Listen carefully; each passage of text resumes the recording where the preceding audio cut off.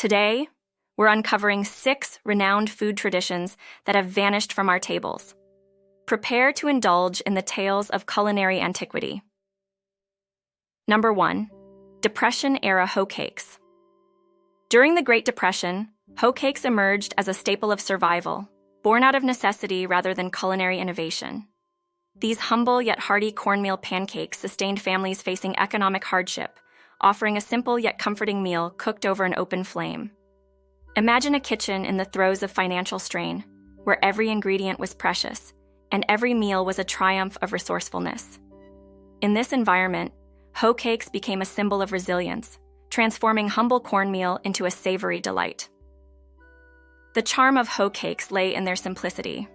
Made from just a few basic ingredients, cornmeal, water, salt, and sometimes a dash of fat, these pancakes were easy to prepare and inexpensive to make. They provided sustenance without straining already tight budgets, making them a lifeline for struggling households. But as economic conditions gradually improved and access to a wider range of ingredients became more prevalent, the need for hoe cakes diminished.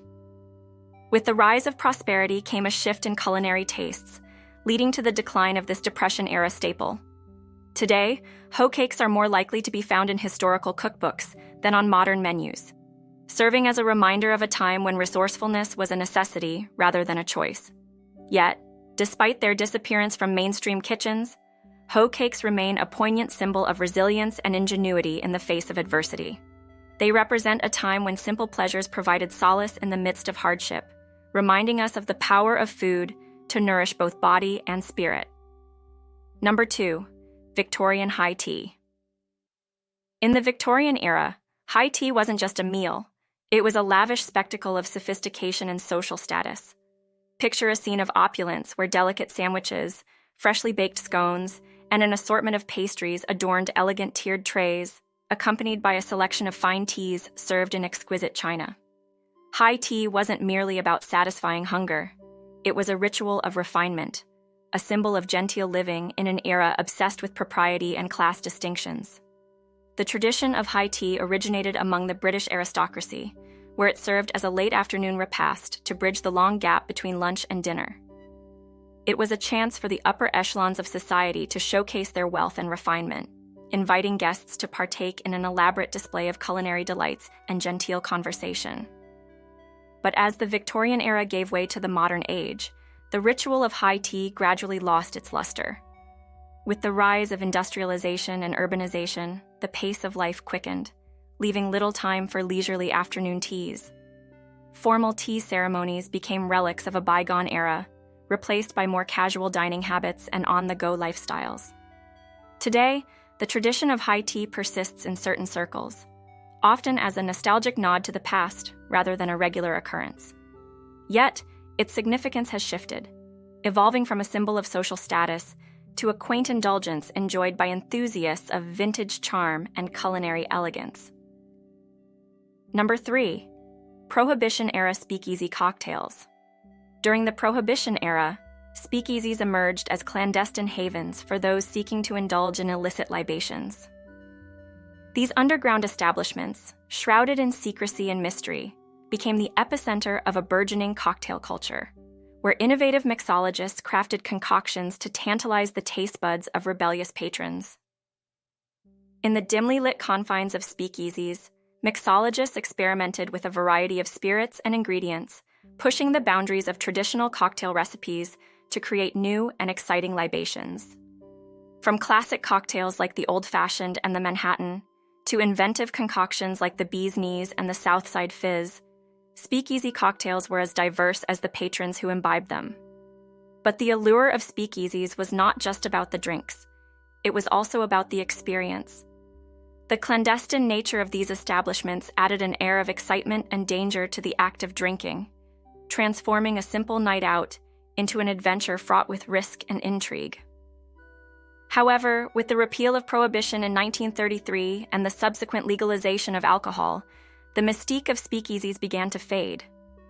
As mainstream bars and lounges proliferated, the once exclusive world of speakeasy cocktails became more accessible to the masses, diluting the sense of rebellion and excitement that had defined the era.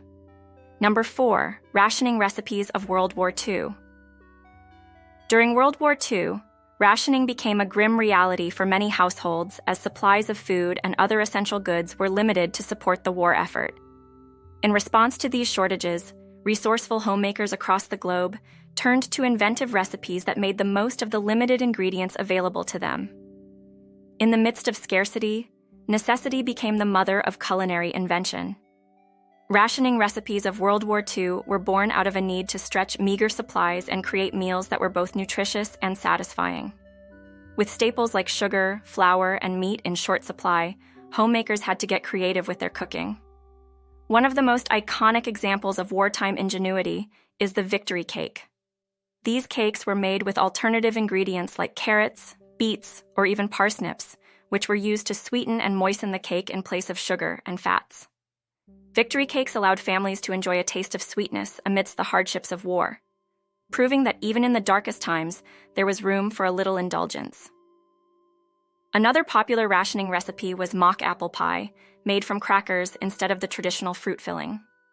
By soaking crackers in water and adding spices like cinnamon and nutmeg, homemakers were able to recreate the flavor and texture of apple pie using ingredients that were readily available. But as the war came to an end and post-war prosperity brought an abundance of food choices, the need for rationing recipes faded into obscurity. With shelves once again stocked with sugar, flour, and meat, homemakers no longer had to rely on alternative ingredients to feed their families. Yet, the legacy of rationing recipes lives on, serving as a reminder of the resilience and resourcefulness of those who lived through the trials of wartime. These recipes may have vanished from everyday cooking, but they remain a testament to the ingenuity of the human spirit in the face of adversity. Number 5. Hobo stew of the railroad era. During the era of railroad travel, hobos traversing the vast expanses of the country relied on ingenuity to sustain themselves. One culinary creation that emerged from their resourcefulness was hobo stew. Born out of necessity and cooked over open fires beneath the starlit skies, hobo stew was a hearty concoction made from whatever ingredients could be scavenged along the railway tracks. Imagine the scene. A group of travelers huddled around a makeshift fire, a large pot bubbling with a fragrant mixture of vegetables, meat scraps, and perhaps a handful of foraged herbs. For hobos, hobo stew wasn't just a meal. It was a symbol of survival, a testament to their ability to make do with whatever they had. The ingredients of hobo stew varied, depending on what could be found, but common additions included potatoes, onions, carrots, beans, and whatever meat scraps could be salvaged. The stew was simmered slowly over the open flame, allowing the flavors to meld together into a rich and comforting meal that provided sustenance during long journeys. But as rail travel declined and urbanization spread, the romanticized notion of hobo stew faded into obscurity.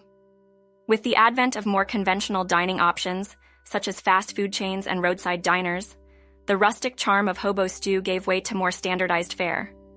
Number 6. Gilded Age banquets. During the Gilded Age, which spanned from the late 19th century into the early 20th century, opulence and excess were hallmarks of the elite class. Nowhere was this more evident than in the extravagant banquets that served as showcases of wealth and social status. Imagine stepping into a grand ballroom adorned with gilded decorations and crystal chandeliers, where tables groaned under the weight of sumptuous spreads of exotic delicacies and rare wines.